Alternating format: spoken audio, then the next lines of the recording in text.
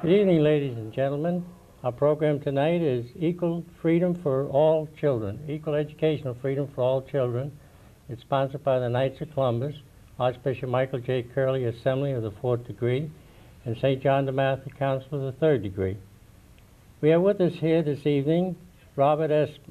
Marlowe, Executive Director for Citizens for Educational Freedom, a national organization headquartered in Washington, D.C.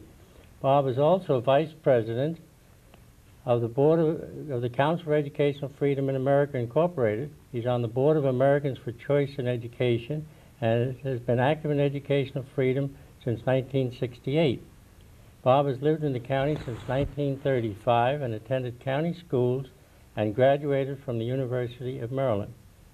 Bob, this program about educational vouchers, what is the goal of your organization? Charlie, I believe our goal is the same as it is for every other concerned citizen in our country. We want the best possible educational experience for every child. Now, I think everybody agrees with that goal. The difficulty is getting agreement on the ways to reach it.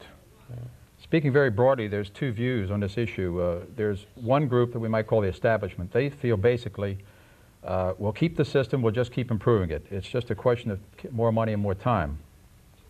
And let me make it very clear that these people are wonderful people. They're fine. They're trying to do the very best they can. We have no argument with them in that sense. But in that group, you'll find the huge teachers' unions. You'll find the state and school boards of education, the Variety National Association of School Boards Principals, and the textbook publishing firms, the National PTA. It's a very powerful group. They control the money and they control the media by and large. Now, as I say, they do believe just by perfecting the system, they can make it better. On the other group is where I would fall in, and more people are doing this. They're calling themselves reformers. Basically, we feel that it's the problem is the system itself. We believe that the system, by sticking with the status quo, is just going to keep the same people in power, and they basically will not have to do anything different. Now, what we're encouraged by is what's happening all around the globe. People all over the world are trying to seek self-determination, to control their own lives. And we feel we've got to apply this to education in the United States. So, we're not anti-American. We're certainly not wild-eyed ideologues. We're not trying to disrupt our society. What we're trying to do is make it better for all children. Right. What historical justification is there for the government monopolizing education? Well, as you know, it started out with the Pilgrims and people like that.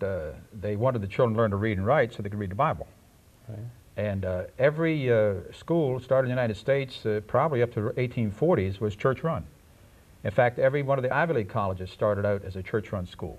All the founding fathers went to schools that taught religion just as an integral part of everything else.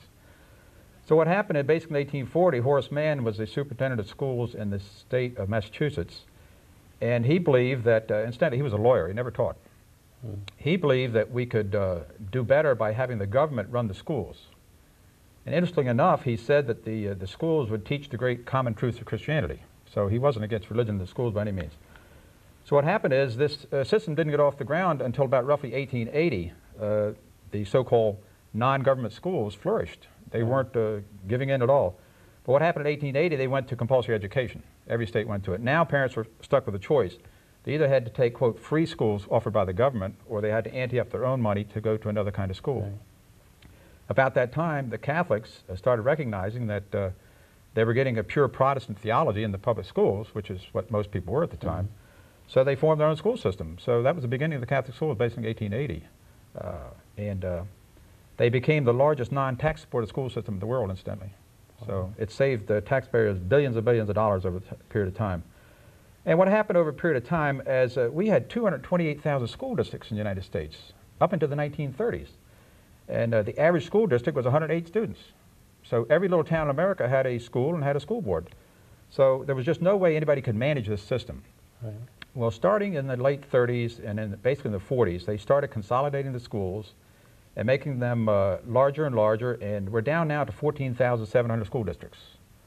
Well, now they can be very easily managed. When I went to school in Prince George's County back in the 30s and 40s, the superintendent of schools used to come around and he not only knew all the teachers, he knew a lot of the parents. Can you imagine that today? That is unusual. Yeah. So it's entirely different. We used to start, again, this is a public school, we used to start the day with the Lord's Prayer. We'd read from the Bible. Whenever we'd have a assembly, we would sing Protestant hymns, of course. Right. But that's what the schools were all about. There was no denying that there was going to be 4 R's in education.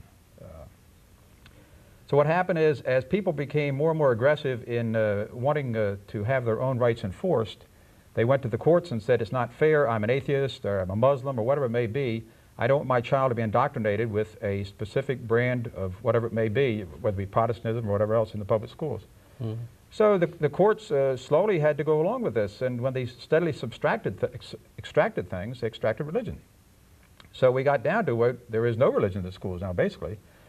Theoretically, they're neutral, but if you don't have a religion, that is a religion.